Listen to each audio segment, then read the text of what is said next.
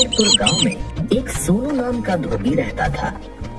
उसके पास बहुत सारी मुर्गियां थी, मुर्गा, और वो रोज 100 अंडे देती थी। वो उन अंडों को टोकरी में रख लेता था। सोनू अपनी पत्नी से बोलता है, सीमा, मैं अंडे बेचने जा रहा हूँ, मुर्गी को दाना डाल देना। हाँ जी, डाल दूंगी। सोनू स्कूटर पर शहर के घरों में अंडे पहुंचाने जाता था। सोनू और सीमा दोनों मुर्गियों से बहुत ज्यादा प्यार करते थे, क्योंकि वही मुर्गियां उनके जीवन का आधार थी। कभी कभी अगर मुर्गियों के अंडे बच जाते तो वो गांव के लोगों में बांट देते। एक दिन सोनू अपने घर फ्रिज खरीद के लाता है। गांव में किसी घर में फ्रिज नहीं था। सोनू मिठाई लेकर अपने पड़ोसी कालू के घर पहुंचता है। लीजिए कालू भैया, मिठाई खाइए। किस बात की मिठाई है? आज मैं फ्रिज खरीद के लाया हूँ। क्या, फ्रिज? ये तो बहुत अच्छी बात है। कालू सोनू से बहुत जलता था। सोनू जब चला जाता है तो कालू अपनी पत्नी से कहता है, इनकी मुर्गियां तो काम वाली बन गई हैं। इनके अंडों से ये अमीर होते जा रहे हैं। एक हमारी गाय है, पूरे दिन में मात्र 5 लीटर दूध देती है। कालू की पत्नी, और जब भी इनके घर कोई भी नई चीज आती है, हमें मिठाई खिलाने जरूर आते हैं जलाने के लिए। कैसा रहेगा अगर हम इनकी मुर्गियां चुरा कर अपने घर ले आए? क्या पागल हो गई हो?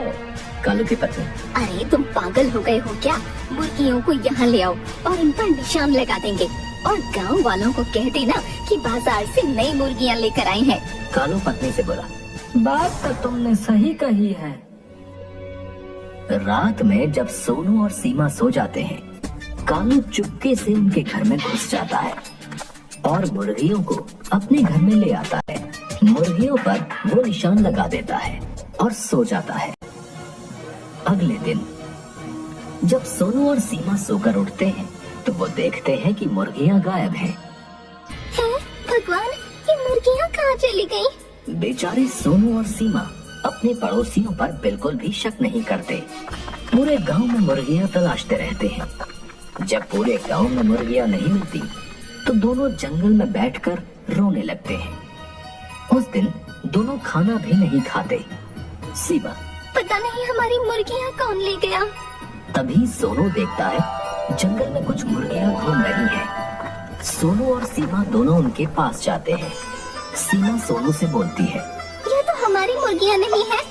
हाँ, ये तो हमारी मुर्गियाँ नहीं है, लेकिन लगता है भगवान ने इन्हें हमारे लिए भेजा है, वरना ऐसे घने जंगल में किसी को मुर्गियाँ कैसे मिल जाएंगी। सोनू और सीमा उन मुर्गियों को अपने घर ले आते हैं। अगले दिन सीमा मुर्गियों के अंडे उठाने लगती है। तभी उसे एक सोने का अंडा दिखता है। अरे सुनते हो, देखो मुझे क्या मिला है। क्या? सोने का अंडा? ये मुर्गी ने कैसे दिया?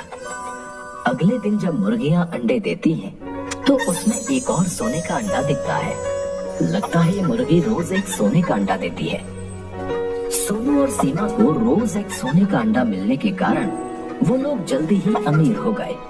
वो जल्दी एक बड़ा घर बनवा लेते हैं और गाड़ी भी खरीद लेते हैं। उधर कालू जब भी मुर्गियों के अंडे उठाता तो मुर्गियां कालू को चोंच मारती।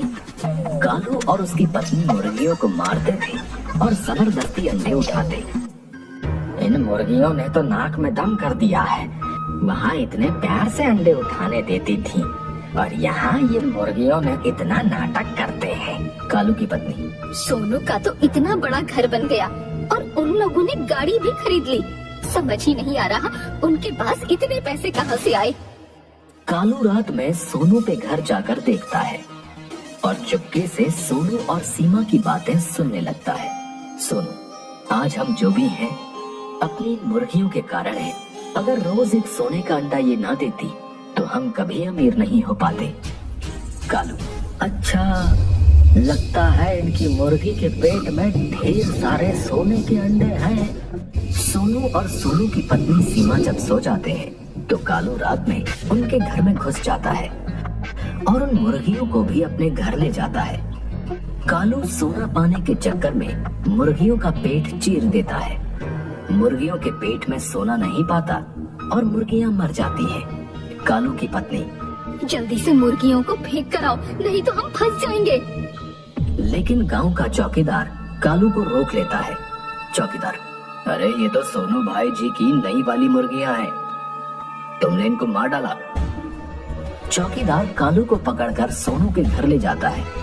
सोनू, कालू, तुमसे तो ये उम्मीद नहीं थी, हम तुम्हें कितना अच्छा समझते थे।